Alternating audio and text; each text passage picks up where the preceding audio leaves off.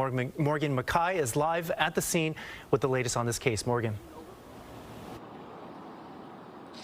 A terrifying and heartbreaking story, Arthur, that is still under investigation. But the NYPD is now confirming that Christina Yuna Lee, a 35-year-old woman, was followed into her apartment here behind me and brutally murdered this morning.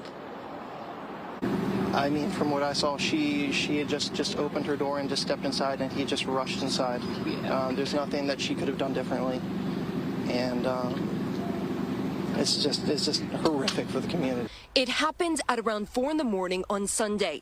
A man who sources have identified as Samad Nash followed Christina Yuna Lee into her Lower East Side apartment up to where she was living on the 6th floor. NYPD then received a 911 call from a neighbor who heard Lee screaming for help.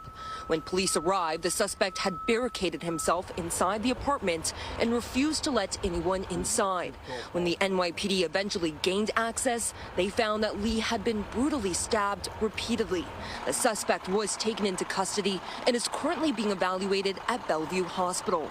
The owner of the apartment building, Brian Chin, says that Lee just moved to New York City within the past year. He said her death has rocked the entire community. We can't protect against monsters like this. No matter how much we invest, it comes down to our elected officials. Although police are still investigating the motive for this attack, Mayor Eric Adams and U.S. Senator Kirsten Gillibrand both released statements condemning the violence that has touched the Asian American community once again. Mayor Adams, since taking office, has outlined numerous ways he plans for the city to tackle the rise in crime. But some are saying there are issues that need to be tackled immediately. Walking from her cab to her apartment, that was it? How does this happen in New York City, the greatest city on earth? How does that happen? Chen also blaming recent policies from the new Manhattan District Attorney. Yeah, my family, we have owned this building since the 1970s.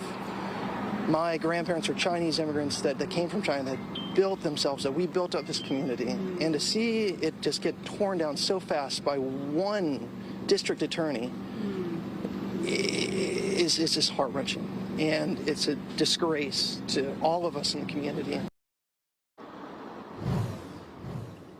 Now, this is all still under investigation, and police have not yet said if the suspect knew Lee or if this was a random attack. Live from the Lower East Side, I'm Morgan MCKAY, Fox 5 News. Arthur, back to you.